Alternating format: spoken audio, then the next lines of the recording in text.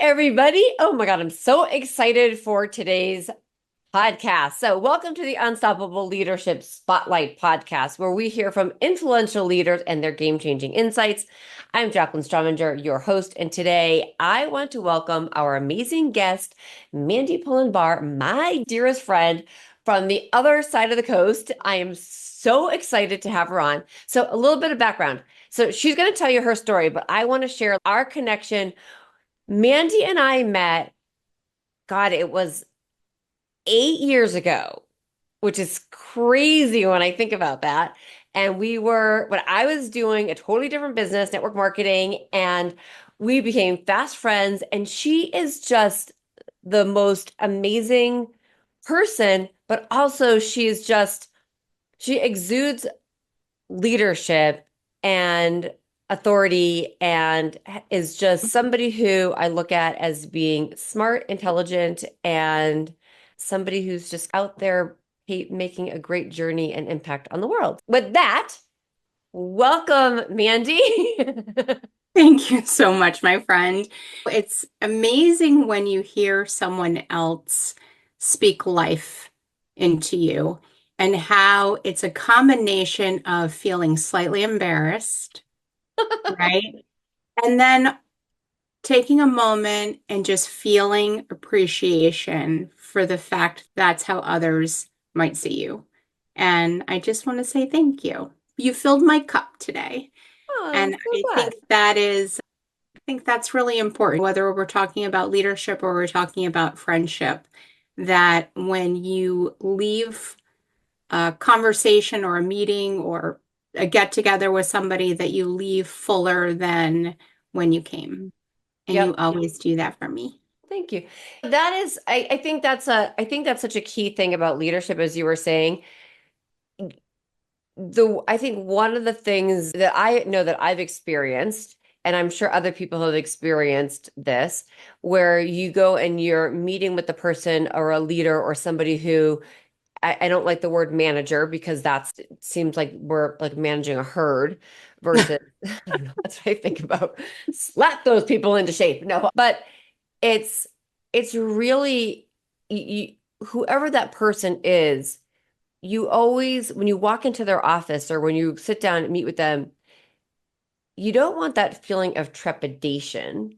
You Mm, want to know that like the person that you're going to be meeting with is somebody that when you walk out the room, you know that you're gonna yeah. either feel the same or you're gonna feel better.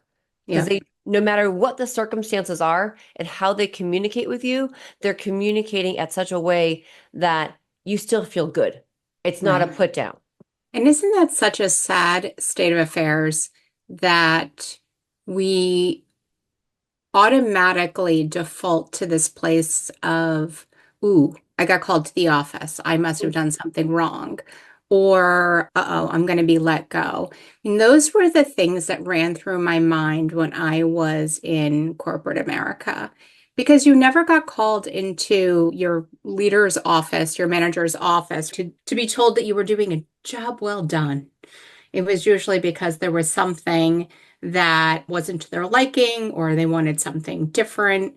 And rather than just having those correction conversations, like on an ongoing basis, that it needs to be in this sit down environment because it doesn't allow you to correct it as it's happening, right? Right. It puts you in a position of, okay, well, I can't do anything about that now.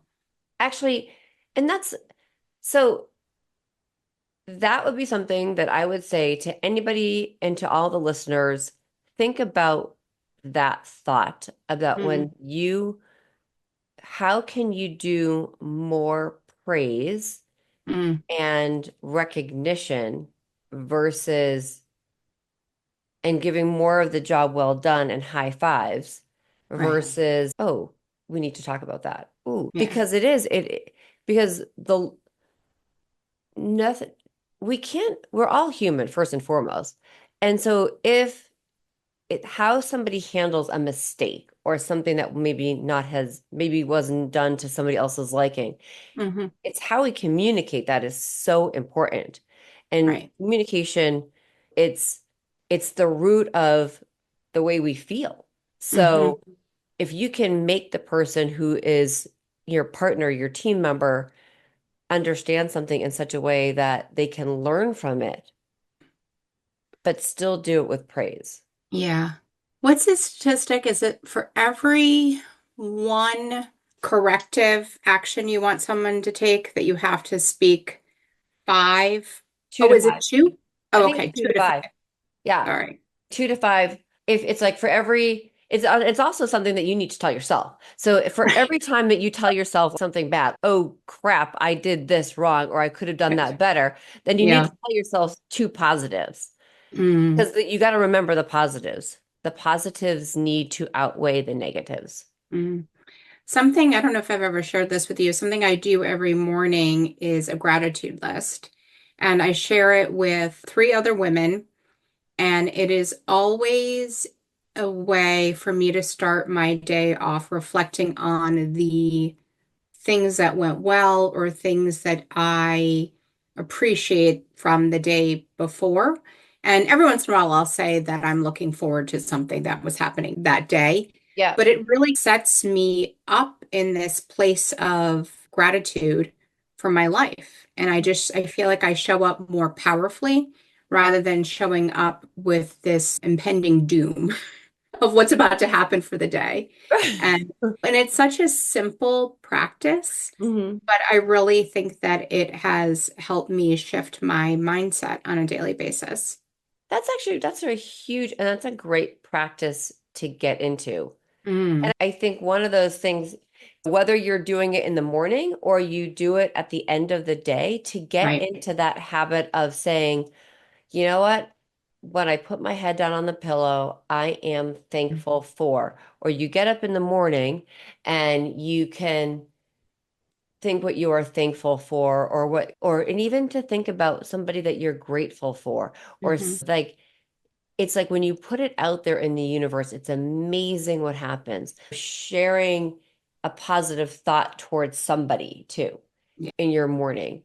And it does. It goes a long way. And that's such a great practice. And I'm so glad that you shared that. So thinking about your journey in leadership, I'm really curious. Mm. Do you have a defining moment, or is there a defining moment that changed the way you look at leadership and the way you lead?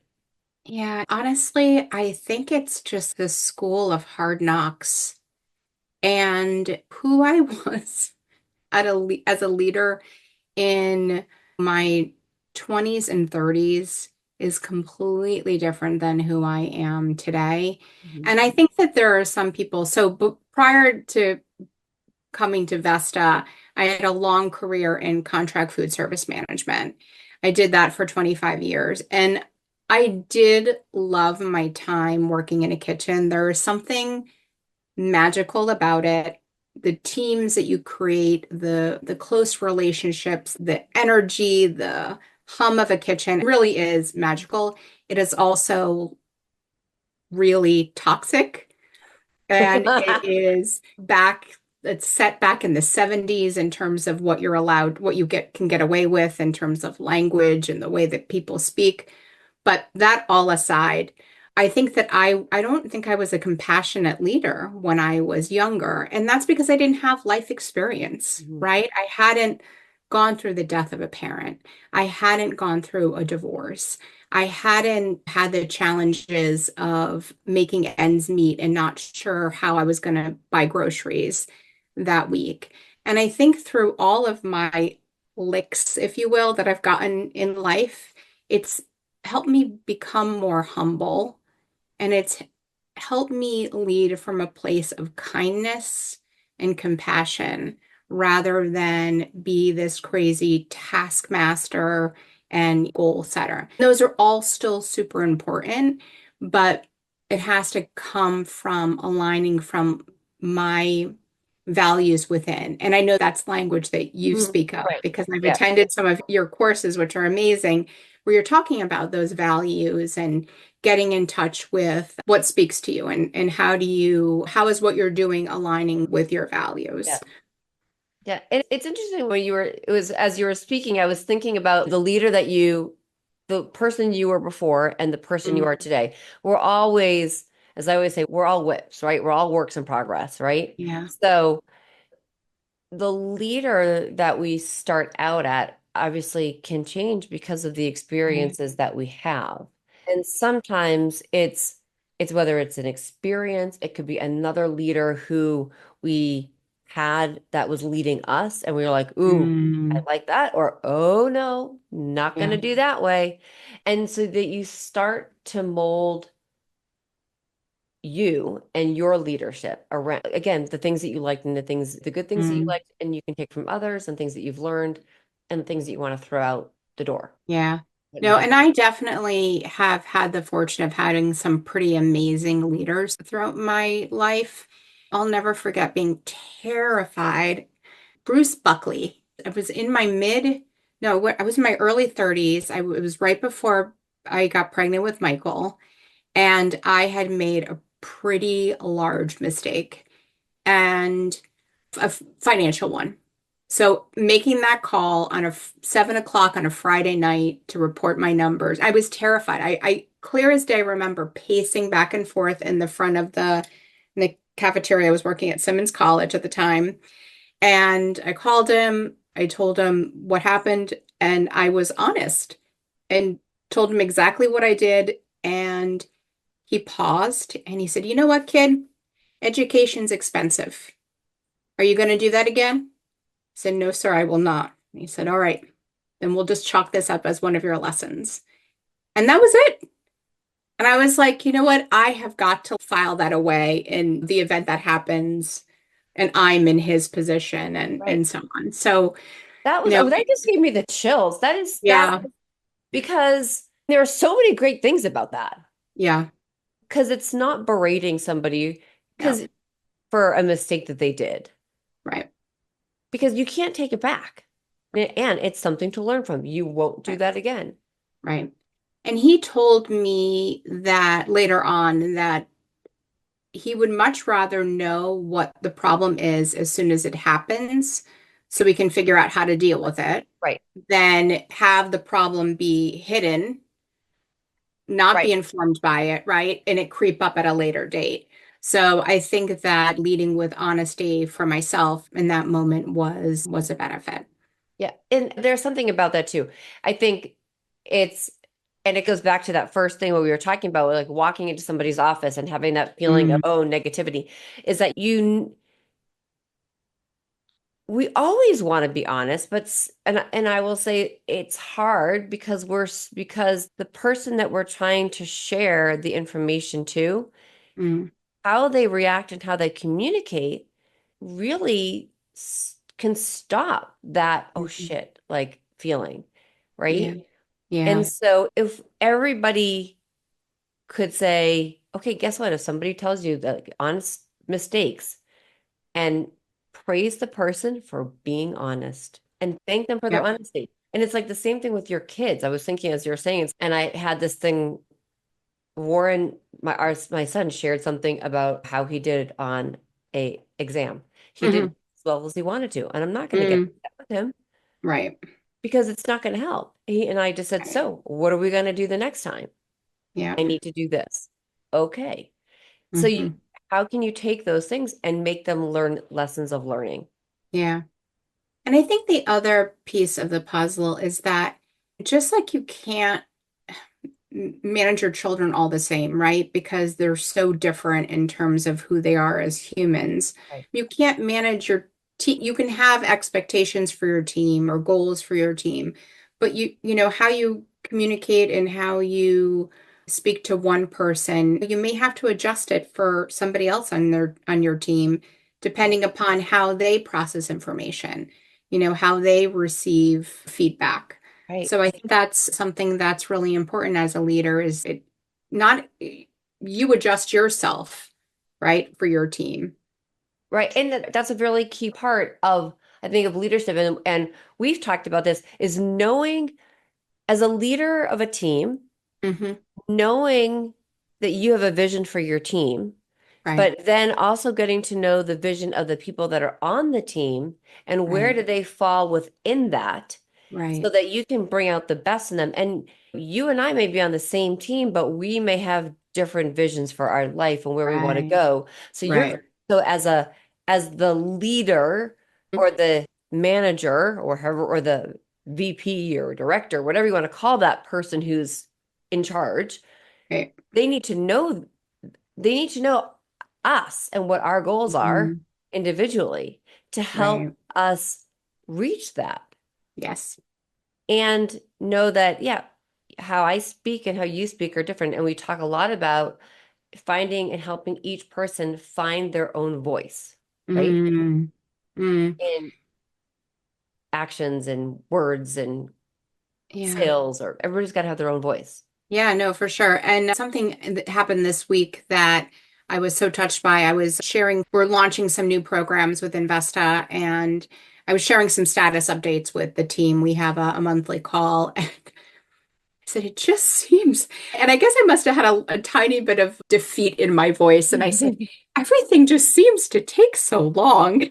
And she replied, but don't give up. You're almost there.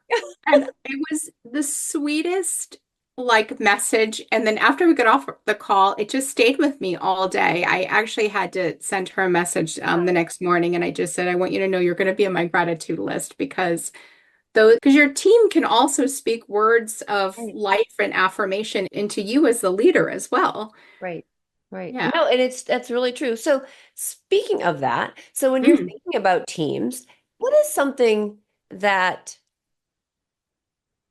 you find has helped you create the the positive culture and even the culture of performance in the people that you lead?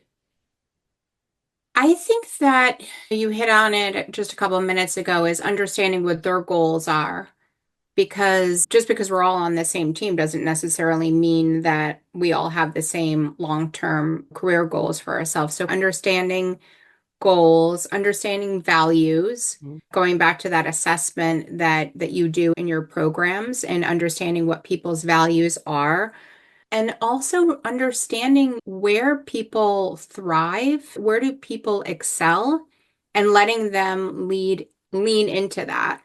And perhaps where they may not be strong, there's somebody else on the team that can take on that task. And I'm not saying that we don't work to improve the skills that we're not as proficient in. Somebody said, you know what? Yeah, I could probably fix the leaky faucet, but why wouldn't I spend my time and my energy bringing in somebody that is an expert at that, right? So it's using your expert. It comes down to efficiency, really, Right. because you're somebody who is accelerates at a task, having them do it and do it better and quicker, Mhm. and dividing things out that way. And I think, do you think that also brings out a certain amount of joy in what people do? Like I could Mm. ex my I a lot of times because it's a strength, we like that doing Mm. that whatever that is, Yes. next job, whatever Yeah. task. And so if I'm doing more things that bring me joy and Hmm. you like the things that I'm weak at or that Hmm. don't bring me joy, then we make a great team, right? Exactly. And it's like figuring out the puzzle Yep. and where does everyone, and I think that when you build a team, having everyone that's just like you, at the end, it may be great to have like coffee and chat, but Right. but in Right. terms of getting things done, like maybe not the greatest because I, my style in my personal life and professional not maybe not as much anymore is I jump and then I figure it out on the way down. Yeah. And that's terrifying to other people. But when you're building a team, you don't want to have 100 people that are all Jumping. jumping, right? You want some people that are like, wait, hold on, let's figure out process here before Right. before we Right. jump in. It's okay, Right. you figure out process and I'm gonna take the action. So it is. I think one of the biggest things about that, what you just said, is people have said you can't have a pool of all chiefs. Right. You have to have a mix of people that do want to have different skill sets. Right. But one of the things that I think is really important is to not confuse skill set with values.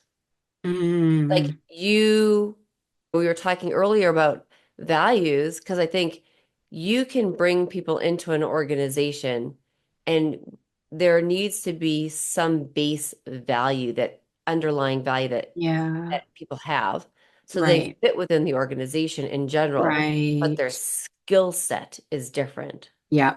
Yeah. No, that's a really good point. And when I think that when we different, because within the Vesta organization, we have our core like Vesta internal team that does all the stuff to make the machine run. And then we have the team of professionals, which I'm so glad that you're part of.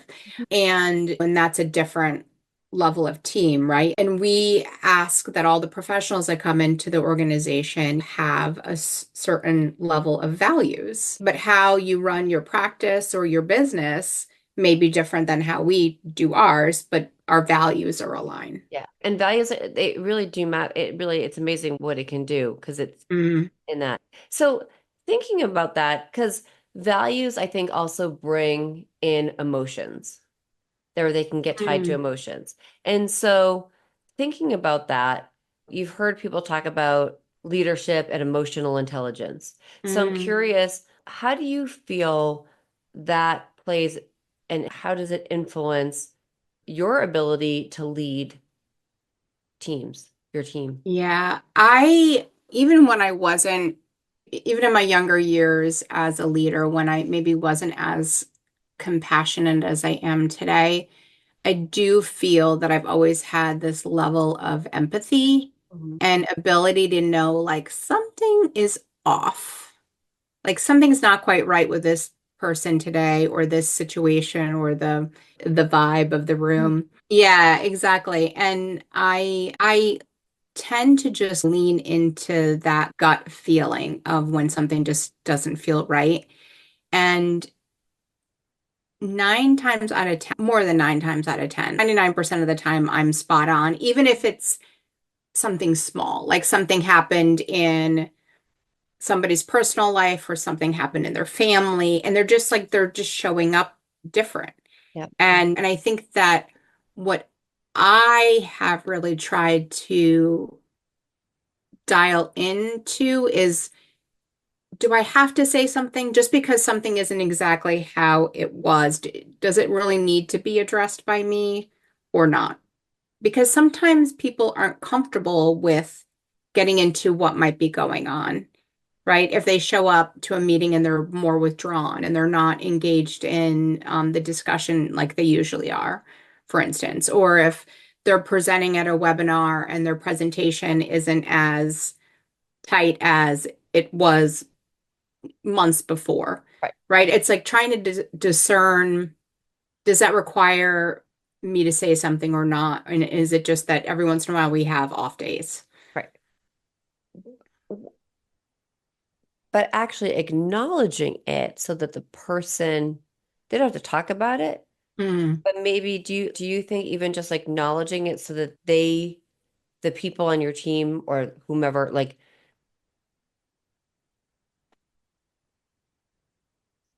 has that connection feeling, like that it like yeah, knows, like, oh, you know what, but not in a bad way. It's more yeah, as a way to be like, hey, whatever's going, even just acknowledging, hey, something may seems a little different for you today, just want to let you know I'm here. yeah.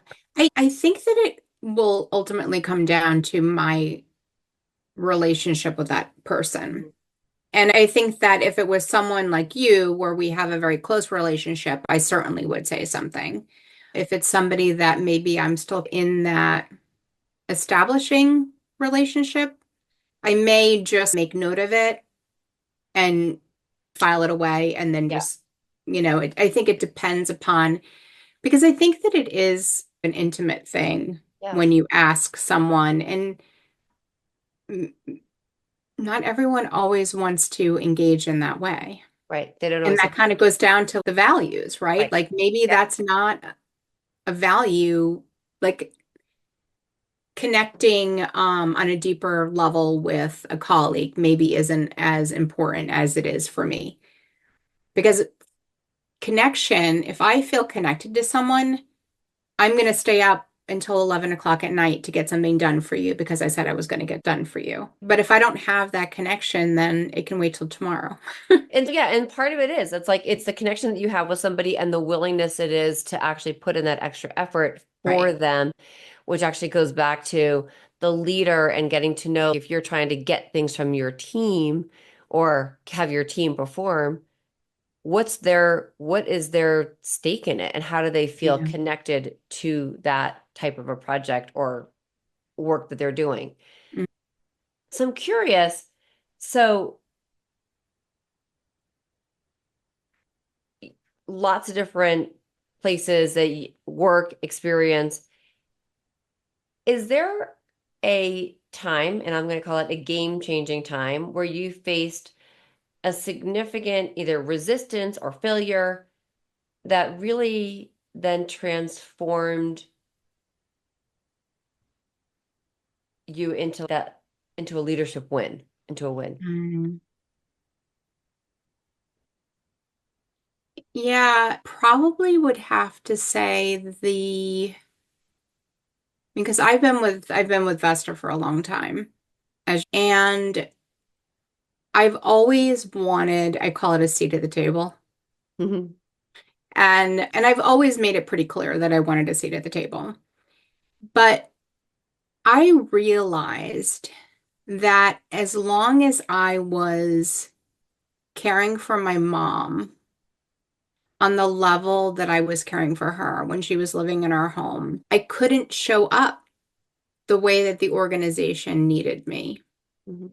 And I don't know how someone's going to feel when they hear that, oh, that's not right. But the truth is, like, when you are in a role where you are strategically thinking about where an organization is going or trying to run the day-to-day of the operation, you have to be all in. You can't be half in, right? And I think that when the time came and we had to move my mom into a home, I knew that was the moment where I could start to show up, even though I wasn't given any new title or anything. I had to change how I showed up so Mhm. that the organization could see me in that light and then be awarded that position. And I think so many times people want it before proving that they can do it. Right? And I think for some extent, I probably had that mindset a little bit too. And it wasn't until I realized, hey, I have to show up how it's like the cliche thing, dress for the job that you want, Yeah. right? So it's almost will show up for the role that you want, behave in that capacity. And there were times where I'd say, what would someone in the C-suite, how would they handle this situation?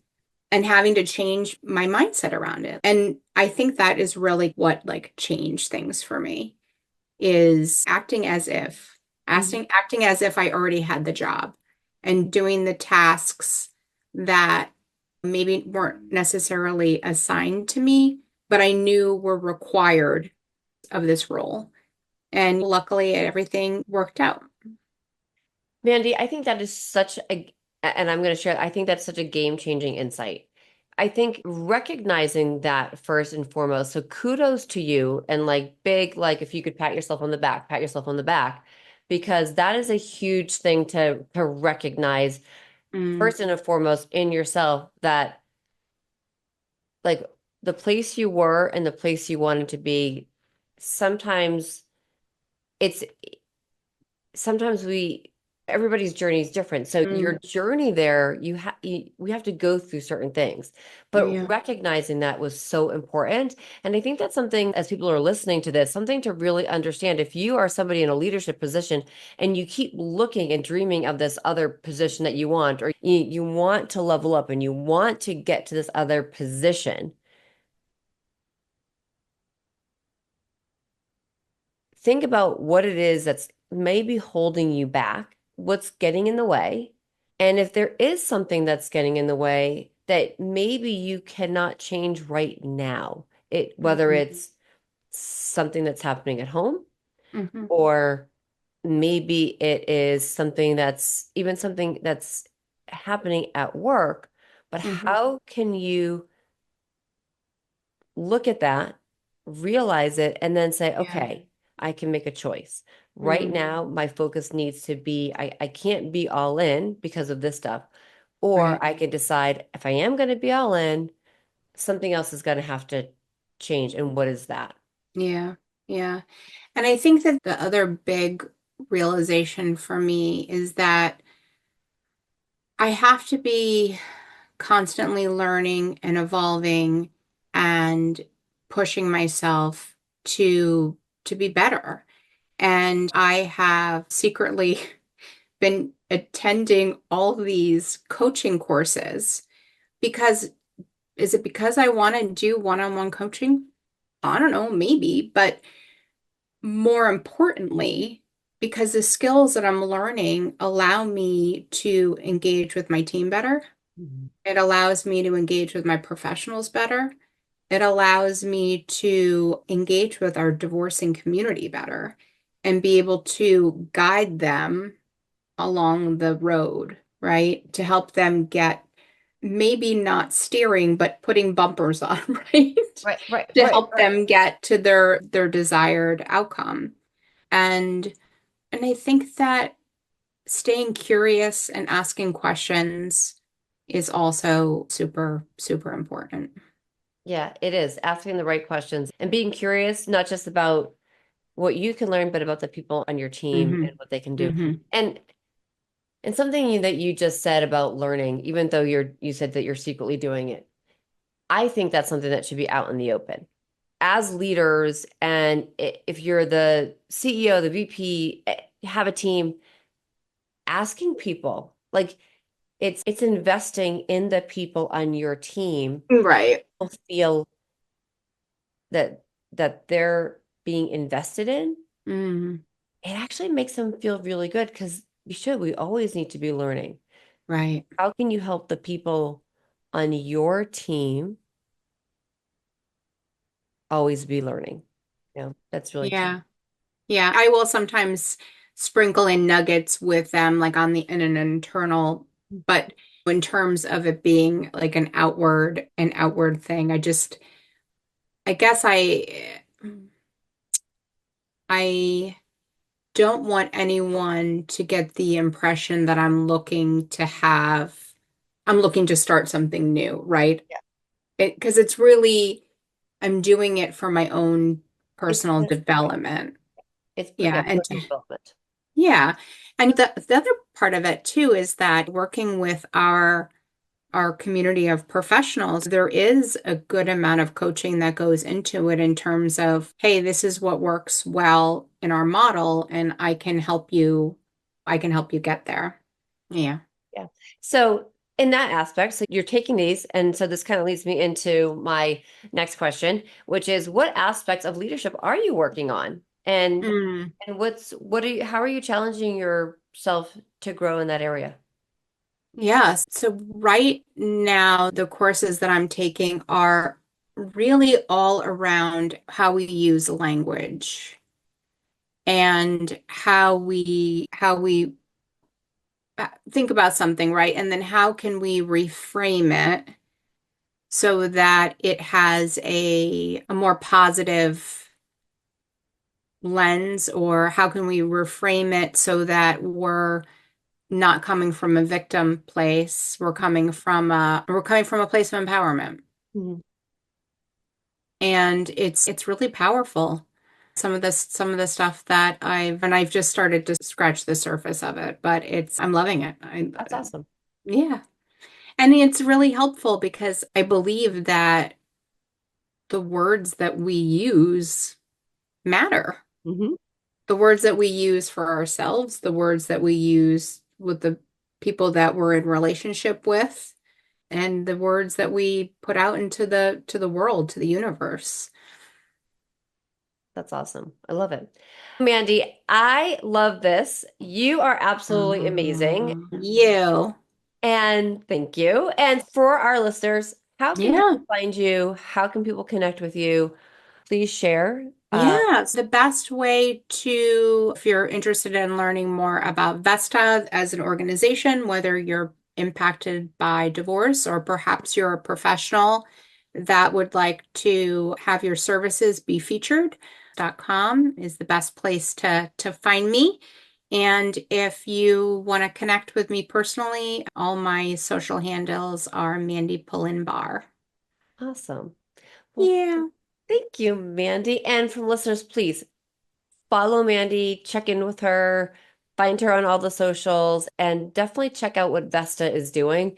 They are an amazing company and really helping so many people navigate through divorce or maybe choose not to divorce, but better and do it Yeah. with, I don't know, from the heart. Yep. So, so thank Thank you for being us, and thank you. you guys for listening to the Unstoppable Leadership Spotlight podcast. Cheers.